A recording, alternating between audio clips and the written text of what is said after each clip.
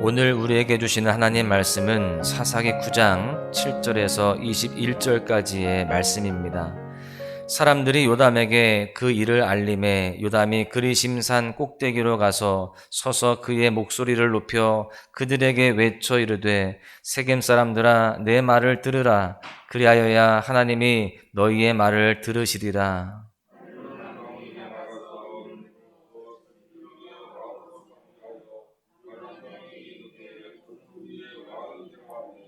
감람나무가 그들에게 이르되 내게 있는 나의 기름은 하나님과 사람을 영화롭게 하나니 내가 어찌 그것을 버리고 가서 나무들 위에 우쭐대리요 한지라.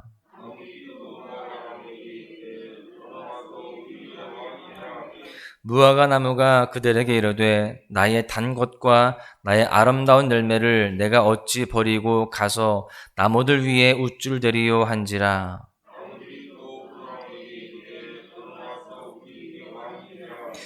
포도나무가 그들에게 이르되 하나님과 사람을 기쁘게 하는 내 포도주를 내가 어찌 버리고 가서 나무들 위에 우쭐대리요 한지라.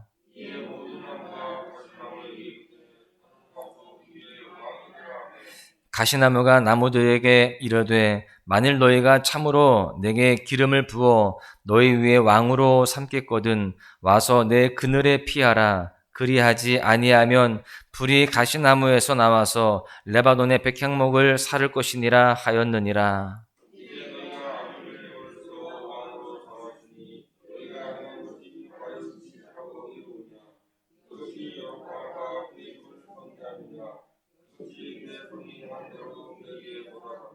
우리 아버지가 전에 죽음을 무릅쓰고 너희를 위하여 싸워 미디안의 손에서 너희를 건져냈거늘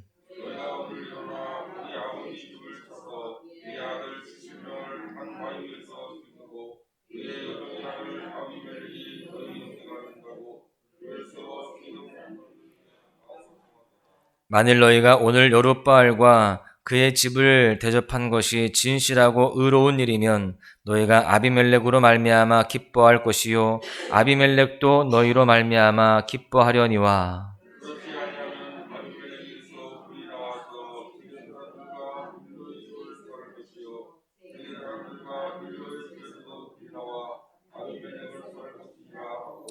요담이 그의 형제 아비멜렉 앞에서 도망하여 피해서 부엘로에서 거기에 거주하니라. 아멘. 지금 우리는 추운 날씨에 온 세상이 얼어붙는 겨울을 보내고 있습니다.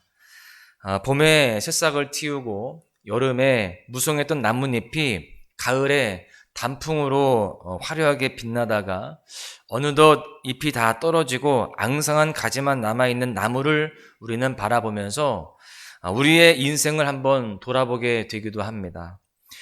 이처럼 우리는요, 주변 나무들의 변화를 보면서 계절의 흐름과 인생의 변화를 느끼곤 하죠.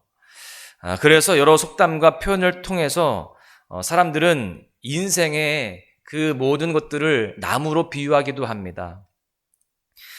될성부른 나무는 떡잎부터 알아본다라는 속담이 있죠.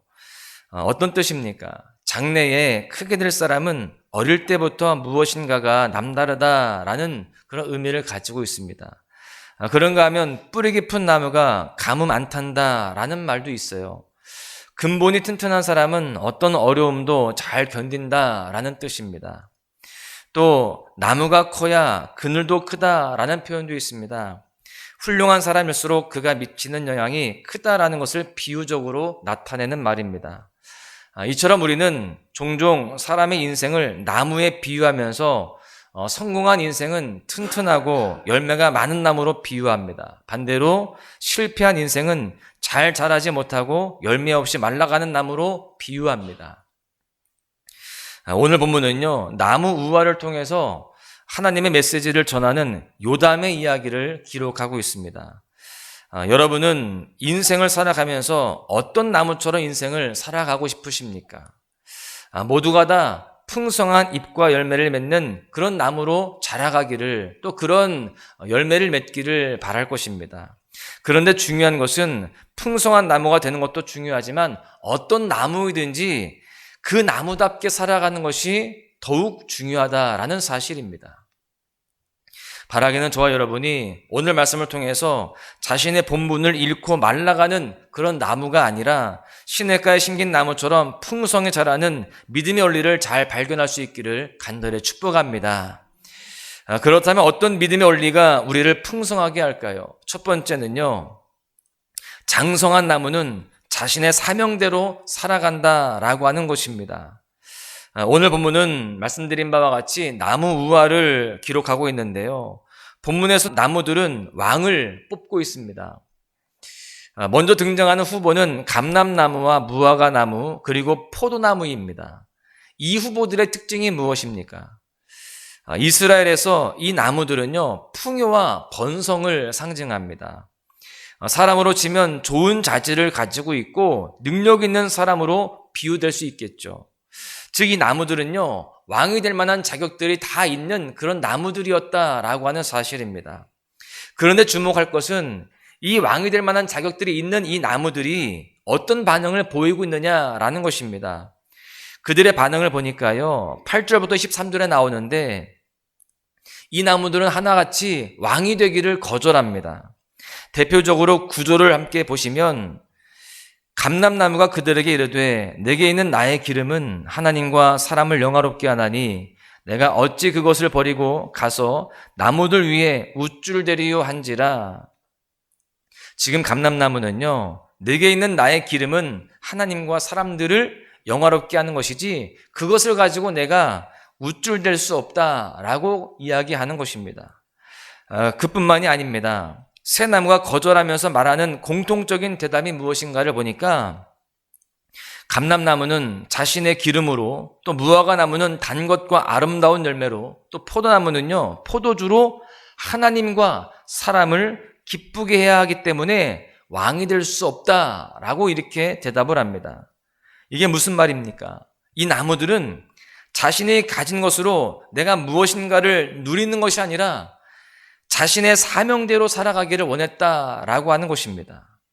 자신에게 있는 것으로 사람들과 하나님에게 기쁨을 주기 위해서 그렇게 왕을 거절하고 있는 것입니다. 또한 자신들에게 있는 기름과 열매와 포도주가 하나님으로부터 주어진 것에 대해서 이들은 분명히 알았습니다. 그래서 겸손했던 것이죠. 다른 사람들은 이 나무들을 칭송하고 찬양했지만 그들은 그 모든 것이 하나님께로부터 왔음을 알고 겸손하게 그 왕의 자리를 거절했던 것입니다. 이처럼 세상은요, 우리에게 가진 것으로 스스로 왕이 되라고 이야기하지만 성도에게는요, 사명과 본분이 있는 것입니다. 세상은 서로 높아지려고 하죠. 왕이 되려고 합니다. 그런데 우리 믿음의 사람들은 높아지는 것에 관심을 갖기보다는 우리의 사명이 어디 있는지를 분별하고 사람들과 하나님께 기쁨을 주기 위해서 우리 사명들을 잘 감당하는 그런 모습이 되어야 할 줄로 믿습니다. 우리는 그 누군가를 군림하는 것이 아니라 하나님을 영화롭게 하는 데 집중하는 그런 모습들로 살아가야 되는 것입니다. 그것이 바로 우리의 본분이고 삶의 목적이 된다라는 것입니다. 왜 그럴까요? 우리의 모든 것은 다 하나님에게서 왔기 때문에 그렇습니다. 그러므로 나에게 주신 것에 감사하면서 그 모든 것으로 인하여서 사람들에게 또 하나님에게 기쁨을 드리는 그런 삶으로 승리해야 할 줄로 믿습니다. 그럴 때 우리는 더욱더 우리의 인생이 복되어지고 또한 그 가운데의 아름다운 열매를 많이 맺게 될 줄로 믿습니다. 두 번째 믿음의 원리는요, 멸망하는 나무는 가시를 드러낸다라고 하는 사실입니다. 오늘 본문에서 앞선 세 나무에 이어서 왕의 후보에 오른 나무는요, 바로 가시나무였습니다. 그리고 왕이 되라는 말에 가시나무는 이렇게 대답하죠. 15절을 보십시오. 가시나무가 나무들에게 이르되 만일 너희가 참으로 내게 기름을 부어 너희 위에 왕으로 삼겠거든 와서 내 그늘에 피하라. 그리하지 아니하면 불이 가시나무에서 나와서 레바논의 백향목을 사를 것이니라 하였느니라. 지금 가시나무의 반응을 보시면 어떻습니까? 자신을 왕으로 삼겠거든 내 그늘에 피하라 이렇게 말합니다. 그런데 이 대답은요, 지금 자신의 분수를 모르는 대답입니다. 가시나무의 말대로 그 그늘에 와서 피할 수 있을까요? 여러분, 가시나무는요, 잎이 없기 때문에 그늘을 만들어내지 못합니다. 또한 가시나무로 피하면 어떻게 될까요? 오히려 그 가시에 찔려서 상처를 입게 되는 것입니다. 이처럼 본문은 아비멜렉을 가시나무로 비유하면서 가시나무 같은 사람을 지도자로 세워서는 안 된다라는 이야기를 하고 있는 것입니다. 여러분, 그렇다면 어떤 사람이 가시나무 같은 사람일까요? 입을 통해서 말로 사람들을 찌르는 사람들이 있습니다. 또 손발을 통해서 육체로 다른 사람을 찌르거나 욕심과 분쟁으로 마음을 찌르는 사람들이 있어요. 그런 사람들이 바로 가시나무 같은 사람들입니다. 지금 혹시 가시나무라고 생각되는 어떤 사람들이 있으십니까? 내가 지금 이 말씀을 들으면서 생각나는 가시나무 같은 사람들이 있으십니까? 바라듣기는 그런 생각들을 잠시 내려놓고요, 그 잣대를 다른 사람이 아니라 나에게 비춰볼 수 있는 그런 은혜가 있기를 축복합니다. 혹시 내가 가시나무처럼 살고 있지는 않는지 그렇게 스스로를 돌아보아야 된다는 거예요. 우리는 간혹 내 주변에 가시나무가 없게 해달라고 기도합니다. 여러분, 그런데 돌아보시면 그렇게 기도하잖아요. 그러면 내 주변에 가시나무만 없어지는 게 아니라 사람들이 다 떠나게 되어 있는 겁니다. 그러면 어떻게 기도해야 될까요? 주님, 혹여나 제가 다른 사람들에게 상처를 주지는 않습니까?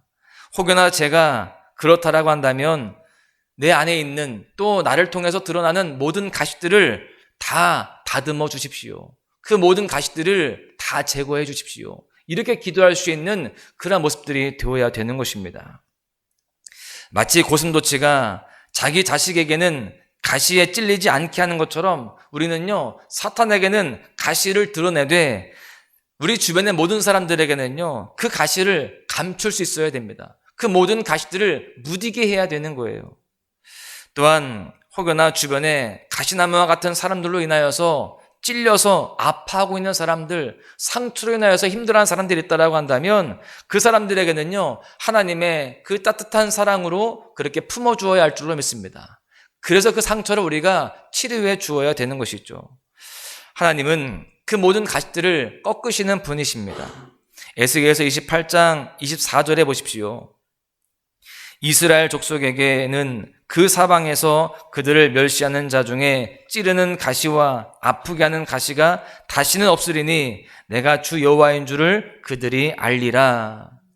여러분, 우리는 우리의 가시들을 다 다듬어야 됩니다. 그리고 감추어야 됩니다. 또한 가시로 인하여서 아파하는 사람들에게는요, 예수 그리스도의 사랑으로 다가가야 할 줄로 믿습니다. 그럴 때에 우리의 모든 삶 속에서는요, 은혜와 평강의 복이 흘러가는 것입니다. 우리의 가정 안에, 또 우리의 교회 안에, 또 우리의 모든 관계 속에서 그 모든 가시들이 제거되어지고 하나님의 참된 평화가, 또한 주님의 참된 은혜가 풍성하게 되어지는 귀한 역사가 있기를 주님의 이름으로 간절히 축원합니다. 말씀을 정리하겠는데요, 풍요로운 나무는 자신의 사명대로 살아갑니다. 그런데 멸망하는 나무는 가시를 드러내는 거예요. 바라기는 우리 모두의 삶 속에서, 오늘 하루의 삶 속에서 기름과 열매와 포도주와 같은 윤택한 은혜가 넘치시기를 축복합니다. 여러분, 우리 모두가 오늘 하루 다른 사람을 아프게 하는 삶이 아니라 다른 사람들을 풍요롭게 하는 그러한 은혜가 넘치는 삶이 되어줘야 되고, 그 가운데에 사람들과 하나님을 기쁘시게 하는 복된 삶이 되어야 할 줄로 믿습니다. 오늘 하루 그렇게 은혜가 풍성한 하루가 되시기를 주님의 이름으로 간절히 축원합니다.